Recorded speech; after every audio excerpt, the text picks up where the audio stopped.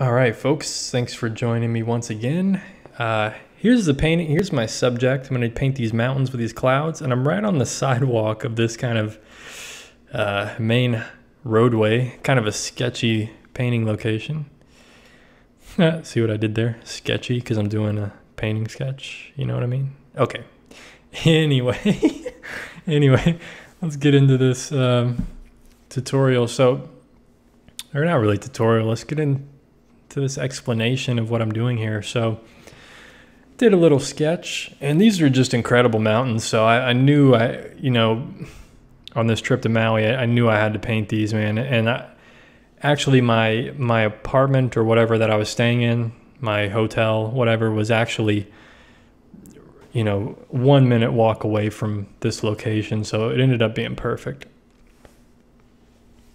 So I'm starting off with the sky, trying to key that in a little bit. The clouds and stuff, and then I move into the mountains, the main focal area. Really nice green. I mean, the light on these mountains was just beautiful that day, so I knew, like, this is it. I gotta make this one good. And I loved when I put this red in there. It really shows that kind of red Hawaiian dirt. And it just really contrasts with that green. It's just created a real beautiful focal point, I think. Real beautiful focal area there. Because it's so awesome. Like I said, like in a lot of these videos, like I'm trying to capture a feeling. So, and I'm trying to paint pretty loosely here. Like I'm not trying to make like a finished painting. I'm not trying to make like some masterpiece. I mean, a masterpiece in some fashion, in some respect, some regard, in this little sketchbook that I'm using. But it's more of a memory for me to look back on and try to just loosen up a bit, experiment, play around with things. This is a time where it's okay for me to mess up. It's just a sketchbook.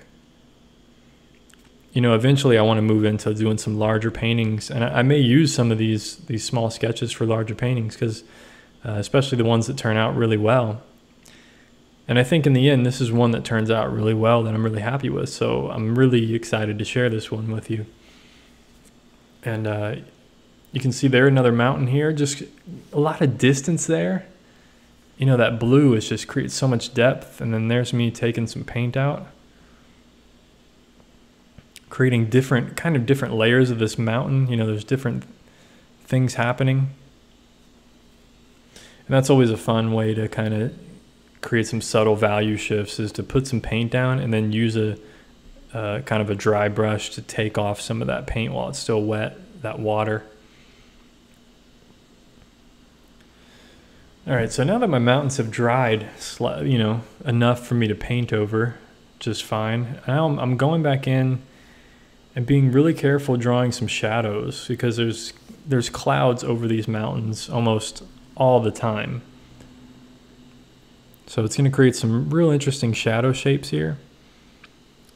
And believe it or not, these mountains that I'm painting, I believe, if I remember my facts correctly, this is the second wettest spot on planet Earth. They get about, I think, close to 400 inches of rain a year or something like that, 386 or something. I don't know, some crazy amount of rain per year, like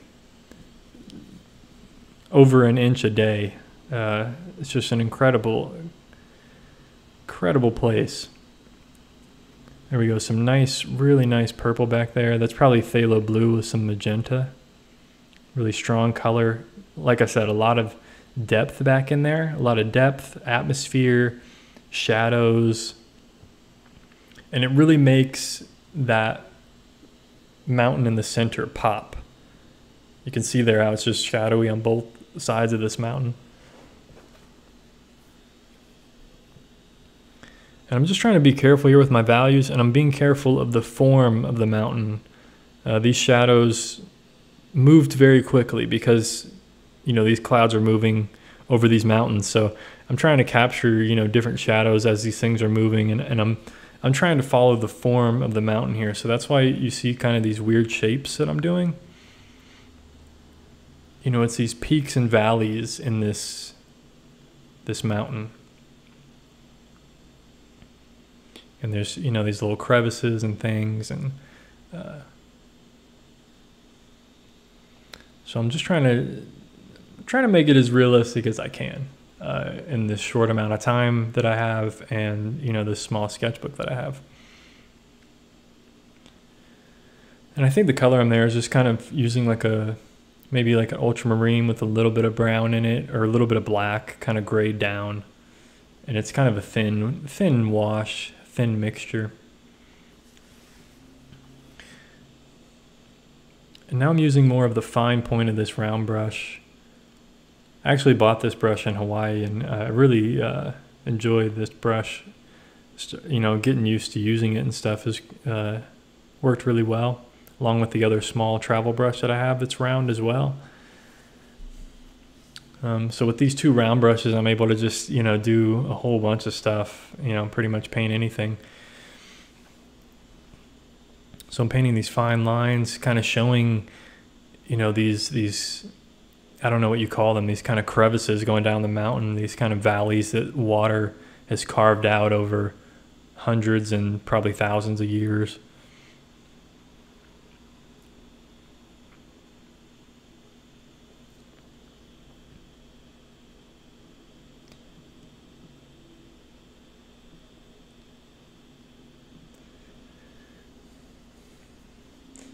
And I think this is probably one of my favorite paintings from my Hawaii trip. You know, it's just a beautiful color harmony overall. And at this stage in the painting, you know, I'm feeling pretty good about it, I think. You know, I got mostly all the values established. I got the colors established. The drawing's going pretty well. It's really, you know, I'm 2/3 of the way through here. I'm trying to focus on smaller, thinner lines now, at least at this point. You know, smaller things that are really going to bring it together. And I'm pushing the clouds here a little bit more just to show some shadowing in the clouds, softening it with some water there. And bringing more of that blue sky in, really pushing the color, the intensity of that color, showing that, hey, we're looking up at this blue sky, and that blue is pretty powerful, especially against those gray clouds. And also pushing this darkening this value in the foreground. That's going to help create the distance that I've been painting this whole time. Why the mountains are so light. Like, why is that value so light? Well, it's because it's so far away from me. You know, it's you know, probably, I don't know, a mile or two, you know, pretty far enough to where you get a lot of distance. And this tree is kind of across the street from me. So, you know, getting this different range of values in there, and also color saturation. A little suggestion of trees and bushes there. Something to really frame the painting nicely, I think.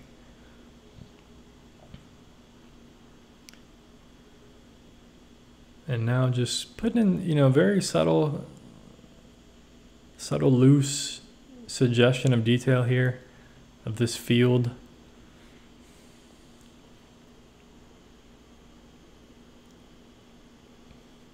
Okay, now we're getting serious here. Kind of, this is the darkest value so far. So now I'm trying to draw the darks in this tree,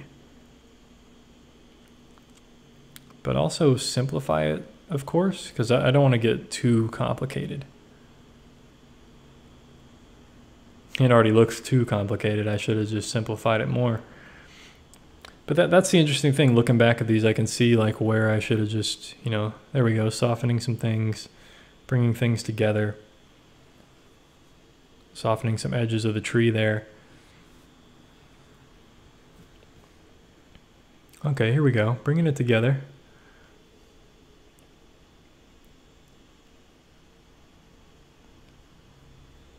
Okay, looks like I wasn't done with the mountain. I'm pushing the value a bit there, darkening an area, just ever so slightly. Very light wash of color there.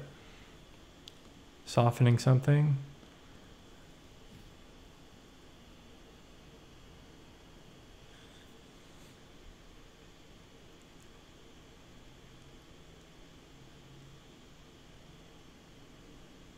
Trying to make it look like I loosely painted this. And anyway, I think painting's pretty much done, folks. So I hope you enjoyed this one. One of my favorite paintings. So anyway, thanks for watching. Take care of yourself. Peace, my friends.